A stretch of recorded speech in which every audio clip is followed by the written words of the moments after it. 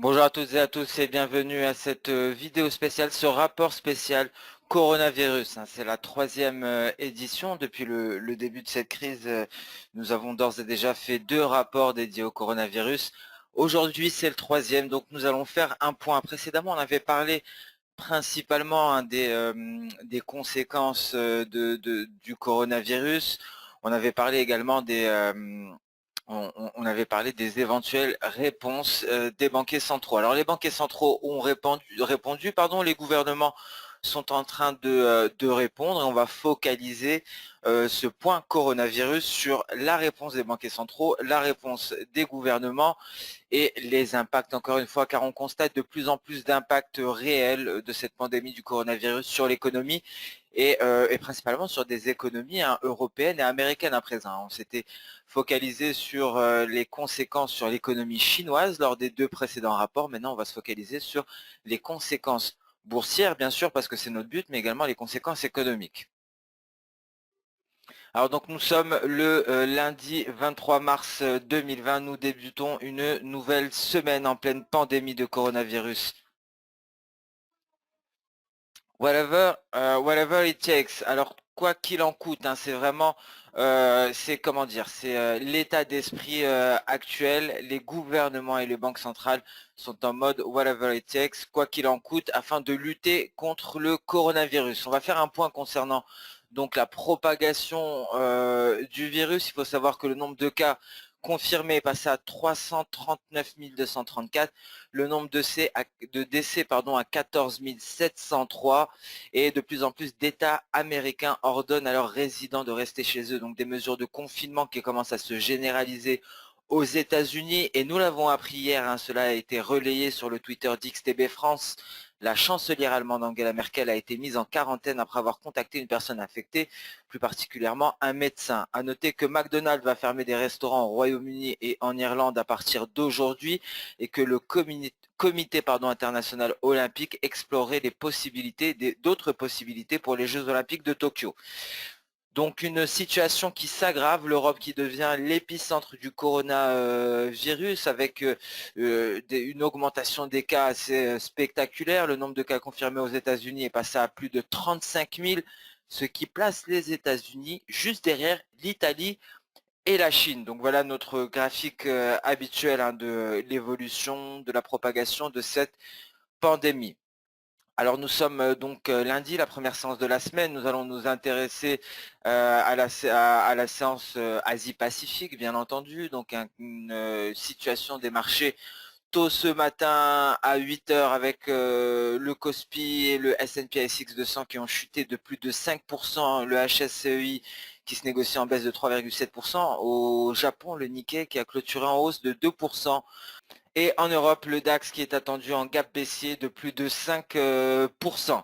Alors donc voilà pour la situation Asie-Pacifique. Alors visiblement, le whatever it takes ne suffit pas à ramener les indices en territoire positif. Quoi qu'il en coûte, les banquiers centraux sortent tous leurs outils. Les gouvernements font des propositions à hauteur de milliards d'euros et de dollars. Malheureusement, les indices ne se redresse pas et on peut s'attendre à une poursuite de la baisse. Alors la semaine dernière fut assez exceptionnelle, hein. Je vous rappelle qu'en une semaine, 38 voire 39 banques centrales ont abaissé leur taux. Alors la RBNZ, un dernier en date, a bien commencé la semaine, hein, hier, en annonçant un programme d'assouplissement quantitatif, un QE à hauteur de 30 milliards de dollars de NZD. Alors le dollar néo-zélandais baisse, hein, par rapport à la plupart des principales devises. Et à noter également que la Banque du Japon a offert 800 milliards de yens en opération de repo. Donc nous avons des banquiers centraux qui ont agi massivement de manière quasi coordonnée la semaine dernière. Donc vous avez les différents pays, hein, qui sont intervenus. Vous avez ceux qui sont intervenus avant leur réunion et il y a ceux qui sont intervenus pendant leur réunion, et il y a d'autres banquiers centraux qui ont maintenu les taux inchangés, à l'image de la Banque de Russie. Donc une intervention massive la semaine dernière. Plus de 38 banquiers centraux à l'échelle mondiale sont intervenus sur les marchés. Et on va s'intéresser à présent donc au bilan hein, de ces banquiers centraux. On peut constater le bilan de la Réserve fédérale américaine, le bilan de la Fed, qui atteint un nouveau sommet historique à 4668,2 milliards de dollars, ce qui équivaut à 21,5% du PIB américain. Donc un bilan de la Réserve fédérale américaine qui atteint un plus haut historique à hauteur de 21,5% du PIB américain. Et ici, on peut donc constater hein, le total de l'endettement des États-Unis. Et Larry Kudlow qui avait annoncé hier, il me semble, un plan de relance en cours de négociation au Sénat pour lutter contre les dommages économiques causés par la pandémie de coronavirus. Un plan de relance donc qui devait totaliser plus de 2000 milliards de dollars, soit encore une fois 10% du PIB américain. Alors à noter que le Sénat américain n'a pas réussi à se mettre d'accord sur ce plan de sauvetage à hauteur de 2 milliards de dollars pour lutter contre cette pandémie. Il est probable hein, que ce plan ne soit pas adopté aujourd'hui. Alors on s'attendait suite à l'annonce de Larry Kudlow à ce que ce plan de secours soit adopté dès aujourd'hui, mais étant donné que le Sénat américain n'est pas parvenu à se mettre d'accord sur le sujet, cela ne sera probablement pas débloqué aujourd'hui. Comme l'avait prévu le chef de la majorité du Sénat, Monsieur McConnell. Donc visiblement la Réserve fédérale américaine en mode whatever it takes, quoi qu'il en coûte, mais cela ne suffit pas au S&P 500, hein, donc des politiques monétaires et fiscales keynésiennes qui ne fonctionnent pas face à un arrêt obligatoire de l'offre. Hein. C'est un arrêt obligatoire de l'offre, ce sont des mesures de confinement et donc ces politiques monétaires et fiscales keynésiennes ne fonctionnent pas dans un tel contexte. Alors à présent, on s'est intéressé à la Fed d'une manière plus précise. On va s'intéresser bien entendu à l'impact que cela a eu. On peut le constater, malgré l'augmentation du bilan de la Réserve fédérale américaine, on ne parvient pas à maintenir le S&P 500 en territoire positif. Hein. Je vous rappelle que le S&P 500 ne cesse de se replier et ce graphique hein, le met bien en évidence. Les politiques monétaires et fiscales keynésiennes ne fonctionnent pas. Elles ne parviennent pas à faire remonter le S&P 500. Le S&P 500 qui se replie alors que la balance, alors que le bilan de la Réserve fédérale américaine est à un nouveau sommet historique hein, à hauteur de 4668,2 milliards de dollars. Malgré cela, le S&P 500 continue de se replier considérablement. Donc visiblement, on est bien loin de cette configuration où la balance le bilan de la Fed vient accompagner la hausse des indices américains. Et il est important hein, de voir aussi, de s'intéresser d'une manière générale à ce ratio, donc le ratio de la dette au PIB et le bilan des banquiers centraux. Donc en pointillé, vous avez les banquiers centraux, le G4 hein, par rapport au pourcentage du PIB, donc leur bilan, et vous avez donc les différentes zones, les États-Unis, la zone euro, le Japon et le Royaume-Uni.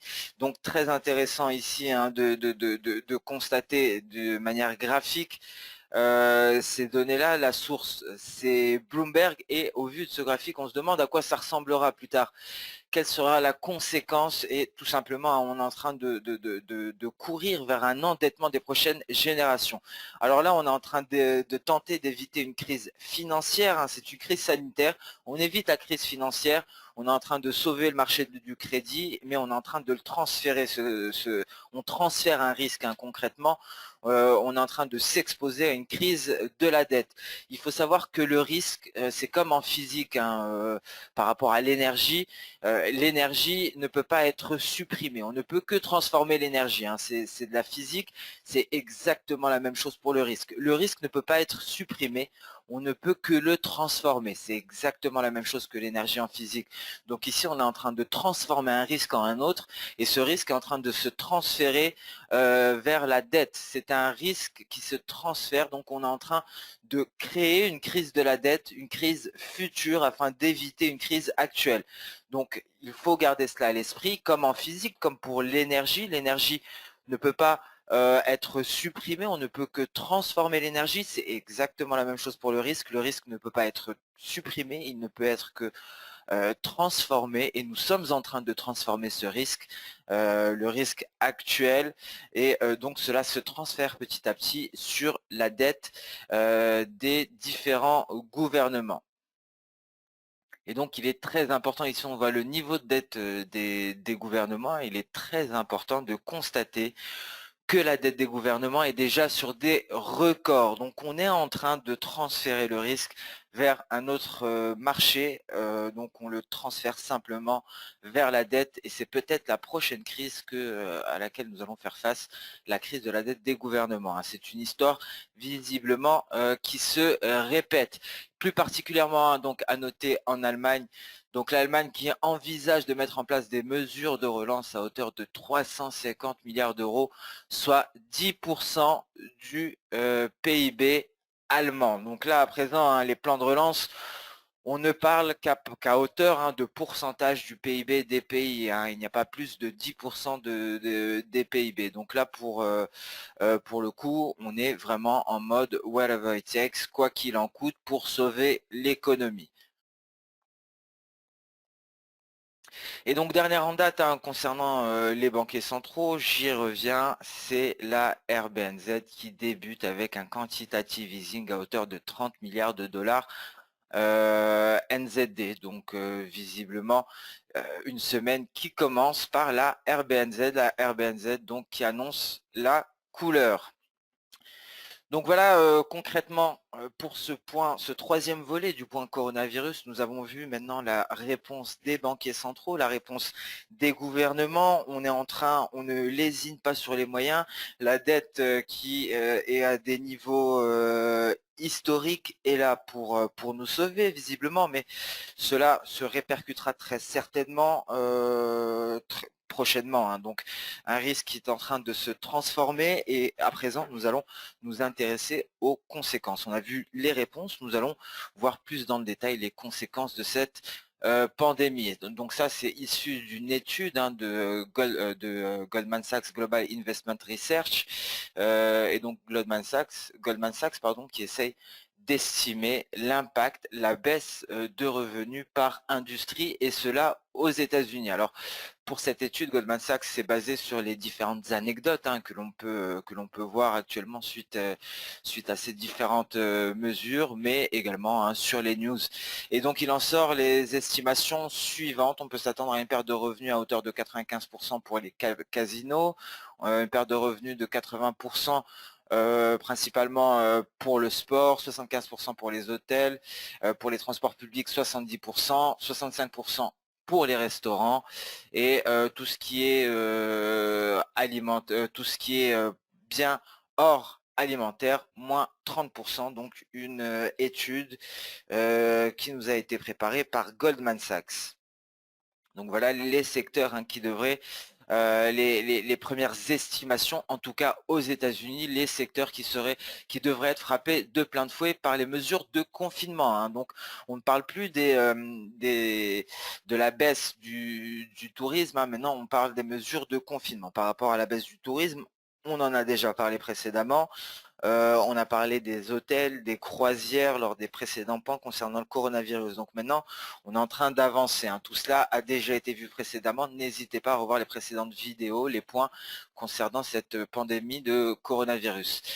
Alors, à noter également un autre secteur qui est frappé de plein fouet, le secteur du bâtiment. Et ça, c'est un indice qui représente ce secteur, le secteur du bâtiment, un secteur qui subit son plus fort repli depuis la crise financière globale de 2008. Donc voilà le repli actuel, on voit le repli constaté en 2008. Donc encore un secteur qui est frappé de plein fouet, c'est le secteur du bâtiment, et donc plus fort repli depuis 2008. Donc on est l'impact est en train de se généraliser, comme vous pouvez le constater. Avant, cela ne concernait que les industries exposées donc au tourisme.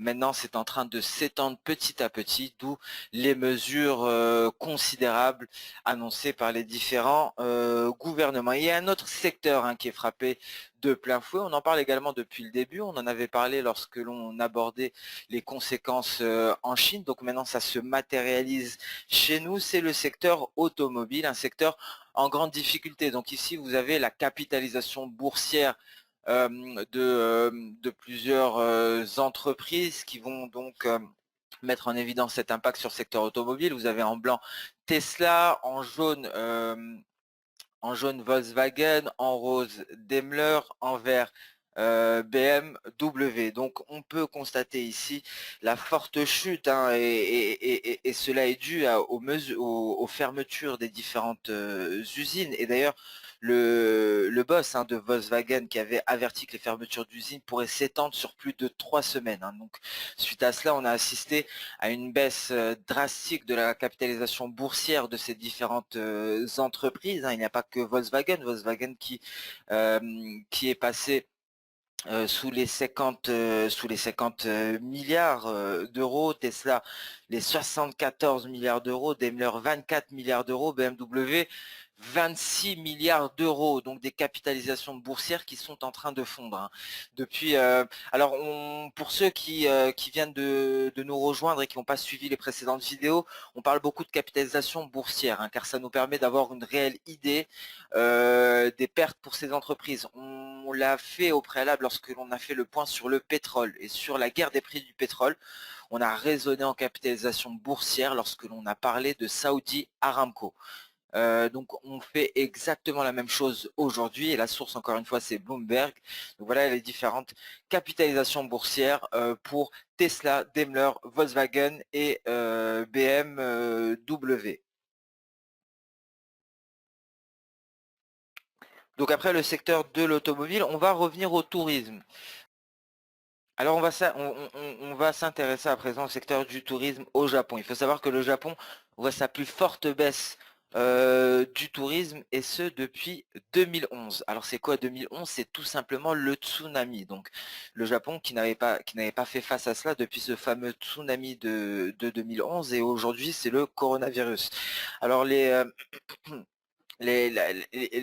venue de touristes a baissé de 58% en février et les baisses importantes hein, du nombre de visiteurs en provenance de Chine et de Corée du Sud euh, ce sont les baisses les plus importantes. Hein. Il faut savoir qu'il y a énormément de touristes chinois et sud-coréens qui vont au Japon et c'est là où on a pu constater la plus forte baisse.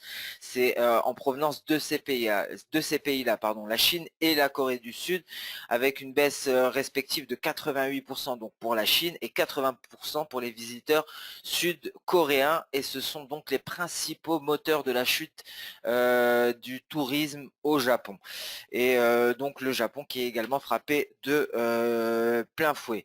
Et donc, à présent, nous sommes intéressés au tourisme. Précédemment également, lorsqu'on s'intéressait hein, donc à cette crise du coronavirus, lorsqu'on était focalisé sur la Chine, c'était le premier rapport spécial coronavirus. On s'était intéressé à une donnée plutôt intéressante, c'était la pollution de l'air. Alors encore une fois, on va faire la même chose, mais cette fois-ci, on va le faire en Europe. On s'était intéressé à la pollution de l'air à Shanghai. On avait remarqué une hausse de la pollution de l'air, ce qui nous permettait d'estimer un début de retour de production. Alors on se base sur les mêmes outils. Alors cette fois-ci l'épicentre ce n'est plus la Chine, mais c'est l'Europe, donc on va appliquer les mêmes outils à l'Europe. Alors ici, on peut constater une baisse considérable hein, de la pollution en Italie. Hein. Progressivement, on voit ici, la pollution se réduit considérablement et cela est dû aux mesures de confinement et à l'arrêt également hein, de plusieurs secteurs. Alors ceci étant dit, on va s'intéresser à une action. On ne parle que de baisse, mais certaines actions partent à la hausse, hein, visiblement, et une action que l'on avait presque oubliée, c'est Blue Apron. Blue Apron qui a presque doublé, car il faut savoir que la société bénéficie de hausse des commandes. Alors Blue Apron, c'est quoi? C'est une société américaine spécialisée dans la livraison à domicile de kits à cuisiner, donc des colis d'ingrédients frais accompagnés d'une recette à cuisiner à la maison. Et donc ça a été fondé en 2012 et Blue Apron, c'est bien la société qui a bénéficié de ces mesures de confinement, une société que l'on avait presque oubliée, hein, et une société qui a plus que doublé, notamment depuis les mesures de confinement.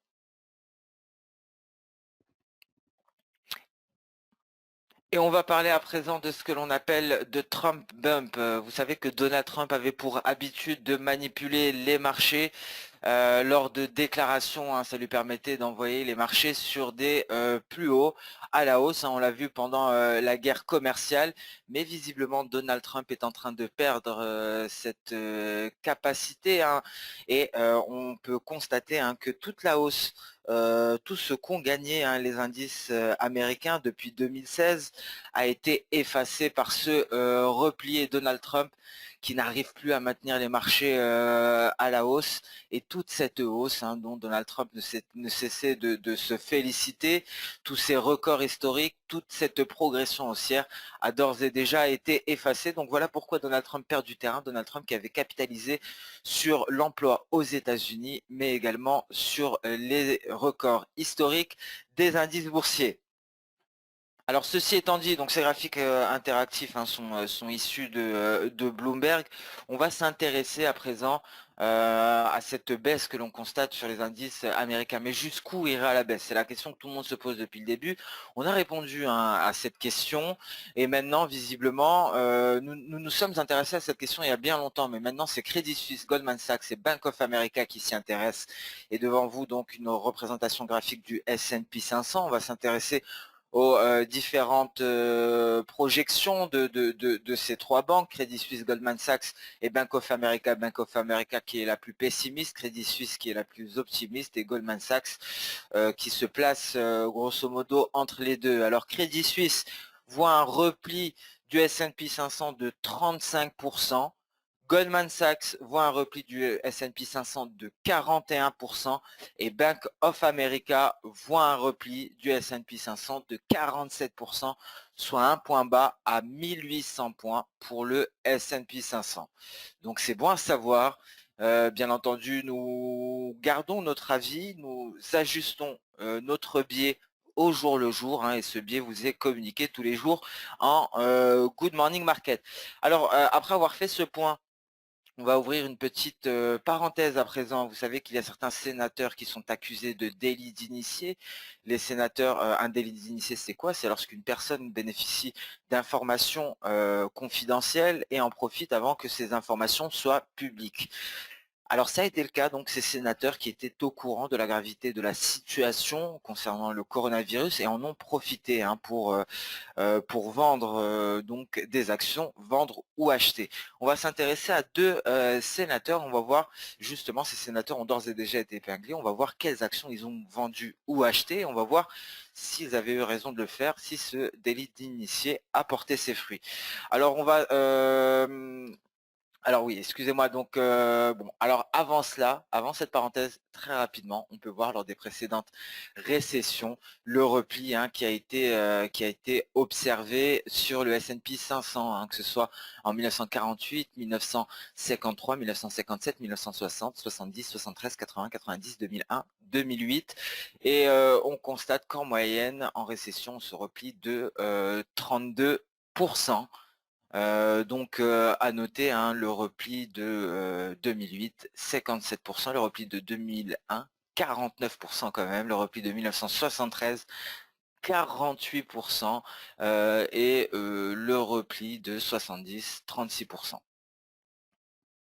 Donc à présent, cette petite parenthèse, on va s'intéresser à un sénateur en particulier, c'est le sénateur Burr. Donc le sénateur Burr qui était à la vente, et donc il y a une enquête, hein, éthique à son sujet, et même sur trois autres sénateurs qui ont vendu des actions après avoir reçu des informations confidentielles sur la menace de ce coronavirus.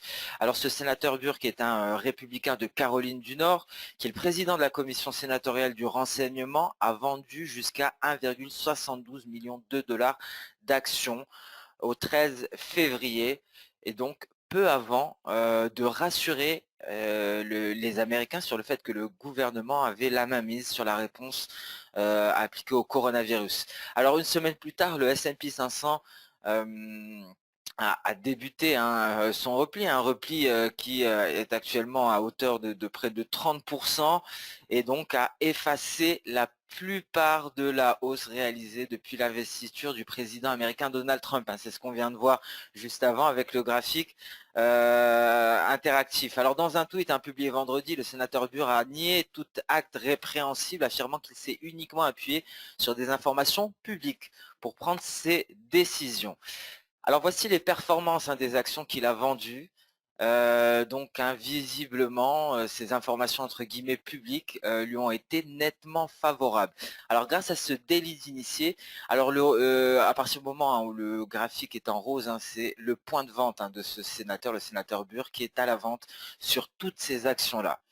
Et donc on peut le constater, c'est un bénéfice très certainement colossal qui a été réalisé. Il a eu l'information au bon moment, c'est un délit d'initié et malgré ce qu'il affirme, c'est bien avant que le public soit clairement averti du danger qui pesait donc de ce risque de pandémie. Donc voilà toutes les actions qu'a vendues ce fameux sénateur.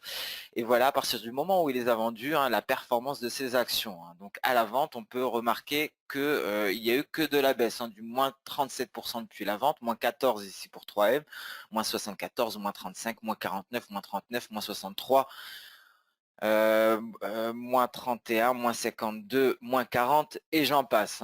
Ici donc vous avez des baisses considérables, au minimum 10%, au maximum 52, au maximum 63%, pardon. On va s'intéresser donc à un autre sénateur, à une sénatrice, pour être plus précis. C'est une autre sénatrice qui est sous surveillance également. C'est une républicaine. C'est Kelly Loeffler, qui a vendu des millions de dollars d'actions à partir du 24 janvier. Donc sénateur Loeffler, donc qui était à la vente mais également à l'achat. Donc elle a su, comment dire, elle a essayé de maximiser son délit d'initié, donc à partir du 24 janvier, soit le jour où le comité de la santé dont elle fait partie a été informé par les responsables de la santé publique américaine. Donc ça, c'est assez inédit également. À noter que la sénatrice Loeffler est mariée au président de la bourse de New York, Jeffrey Sprecher, qui avait conservé, et donc et si elle avait conservé certaines actions, elle aurait perdu jusqu'à 1,5 million de dollars. Donc elle s'est également débarrassée de certaines actions en portefeuille. Et on peut constater ici les bénéfices, on peut imaginer les bénéfices qu'elle a réalisés car elle était à la vente et à l'achat. Donc il y a eu des pertes, certes, mais ce qu'il faut comprendre ici, c'est que c'est un délit d'initié. Pourquoi? Car elle a bénéficié d'informations avant qu'elles soient rendues publiques. Donc c'est complètement interdit et elle, donc pour le coup, ce délit d'initié est à l'achat et à la vente. On voit même ce magnifique délit d'initié sur ExxonMobil. Donc vu la situation actuelle sur les pétroles, on comprend la gravité de ce genre d'événement. Donc voilà, donc on s'est intéressé au cas de ces deux sénateurs qui sont actuellement visés concernant donc ces délits d'initiés. Il y a d'autres sénateurs, dont une démocrate californienne, Dianne Feinstein, et James Inhofe, un républicain de l'Oklahoma, qui ont également vendu des actions après le briefing du 24 janvier. Alors dans des tweets, Feinstein et Inhofe ont tous deux nié avoir assisté à cette réunion, donc visiblement on attend les résultats de l'enquête. Mais voilà ce qu'est un délit d'initié, et voilà ce que permet un délit d'initié, donc profiter d'informations qui ne sont toujours pas rendues publiques. Donc voilà pour cette brève présentation. On revient sur un mode Good Morning Market classique à présent. Donc à noter concernant le pétrole, et ça on va pas s'y intéresser dans le détail actuellement, il y aura une autre vidéo, un autre rapport spécial pétrole dès demain, mais il faut noter que les producteurs américains de gaz de schiste ont décidé d'entamer des discussions avec les pays membres de l'OPEP. Alors aucun détail n'a été révélé, très certainement les États-Unis prendront part à la prochaine réunion des pays membres de l'OPEP en juin. Il y a Ryan Seaton aux États-Unis qui s'est entretenu au téléphone avec Mohamed Barkindo, secrétaire général de l'OPEP, et donc on attend plus de détails à ce sujet.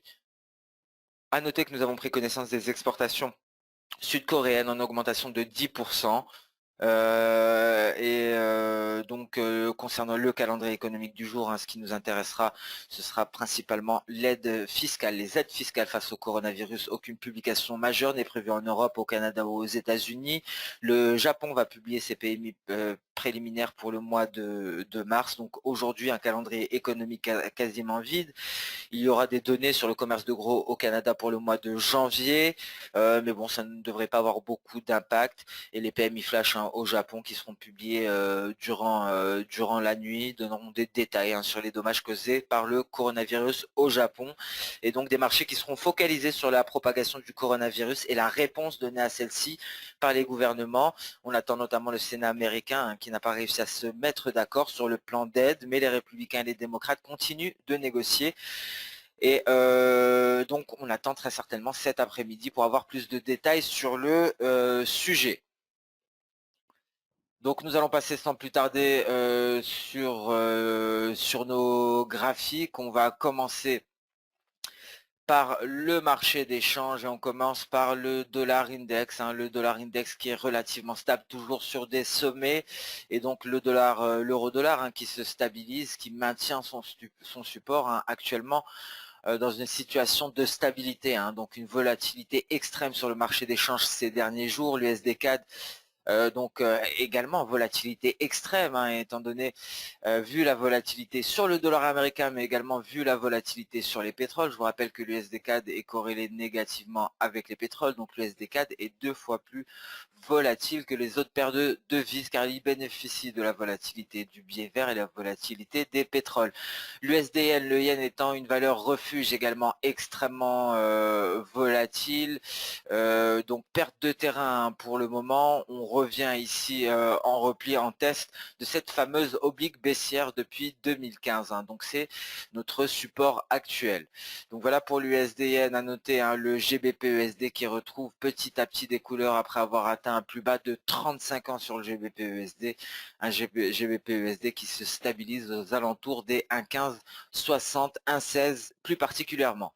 Alors nous allons passer à présent sur les indices boursiers. Donc nous allons débuter par notre vue hebdomadaire sur le DAX allemand après ce repli considérable qui fait suite à ce dark cloud cover et ce broadening top ici.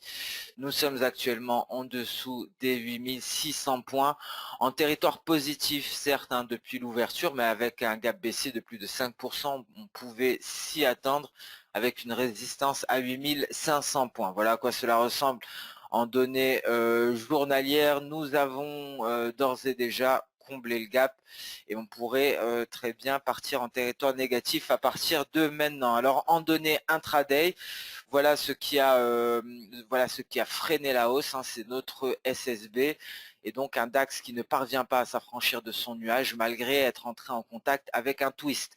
Alors qu'est-ce qu'un twist de nuage? Un twist est un croisement de la SSA et de la SSB. La SSB, c'est cette partie du nuage, la SSA, c'est la borne inférieure. Lorsque ces deux droites qui composent le nuage, l'écart entre les deux, ça représente notre nuage.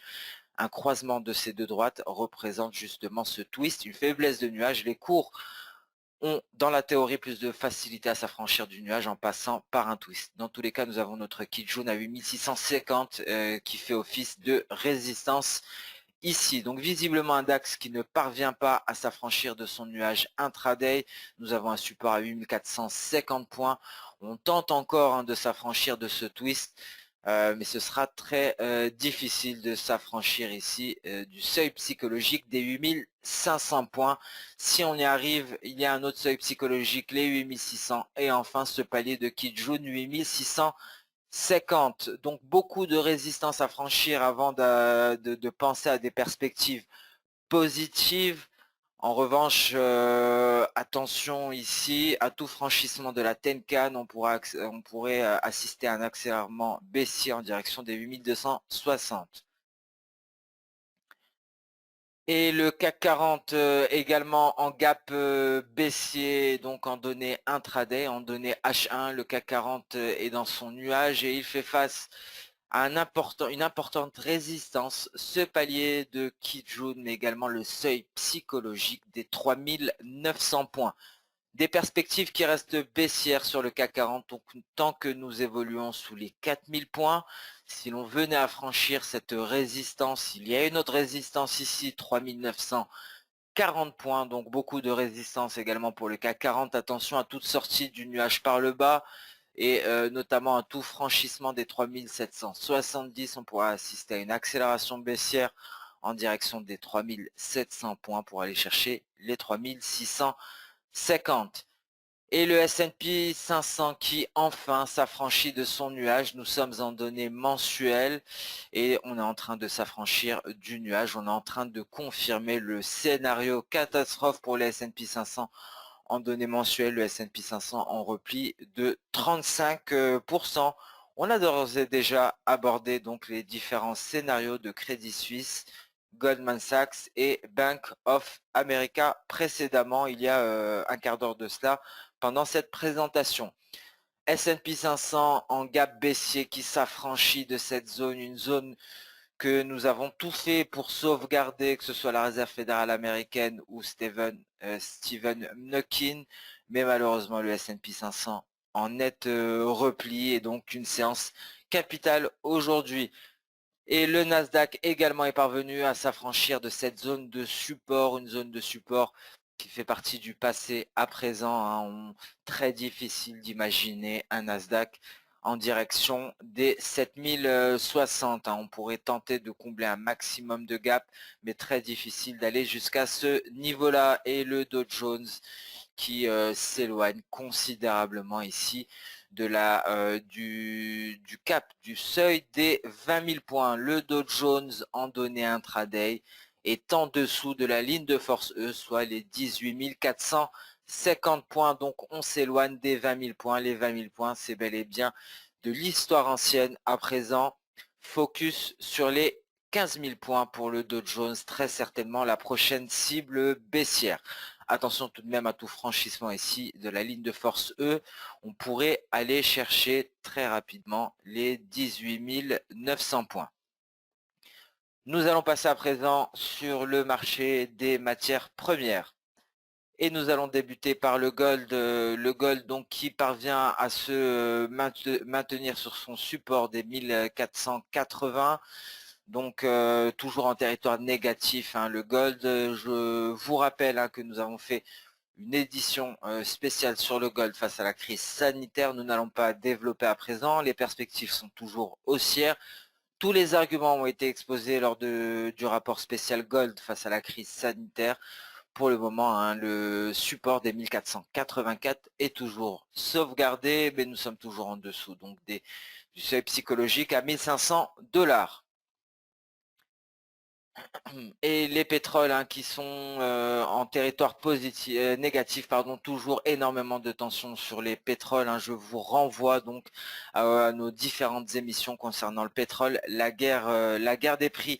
Et demain, donc, nous ferons une prochaine édition sur la guerre des prix, une mise à jour, car il s'est passé beaucoup de choses, notamment les États-Unis qui tentent de s'inviter à la table des négociations de l'OPEP par le biais de Ryan Seaton afin de sauvegarder les intérêts des producteurs texans, les producteurs de gaz de schiste qui sont en grand péril avec un pétrole aussi bas. Ce sont des producteurs qui ont besoin d'un baril à hauteur de 50 voire 55 $ pour être rentable. On en parlera plus dans le détail dès demain. Cette vidéo spéciale guerre du pétrole, ce sera la seconde édition. Pour le moment, le Brent est en repli aux alentours des 25,50. Le WTI est aux alentours des 22,50 en test de Tenkan, donc pression baissière sur les pétroles en intraday après être allé chercher un point haut récemment. Alors cette édition spéciale coronavirus touche à sa fin, c'est la troisième édition. Encore une fois, on prend de la hauteur, on plante le décor, on essaie de voir les différents impacts, les différentes réponses des gouvernements et des banquiers centraux. Il s'en est suivi une revue de marché, hein, comme tout Good Morning Market, comme il se doit pour bien commencer la semaine. Et dès demain, donc une vidéo sur les pétroles, sur la guerre des prix de pétrole. Ce sera la seconde édition pour vous faire une mise à jour. Il y a beaucoup de nouveautés sur le marché pétrolier. J'essaierai donc de vous faire, comme d'habitude, une présentation extrêmement globale et les dernières informations, hein, concernant le marché pétrolier. Donc encore une fois, merci à toutes et à tous d'avoir suivi cette vidéo spéciale coronavirus. Troisième édition. Je vous donne rendez-vous dès demain pour le prochain Good Morning Market, mais également pour une nouvelle vidéo spéciale sur la guerre des prix du pétrole, et ce sera la seconde édition. Excellente journée à toutes et à tous et à demain. Au revoir.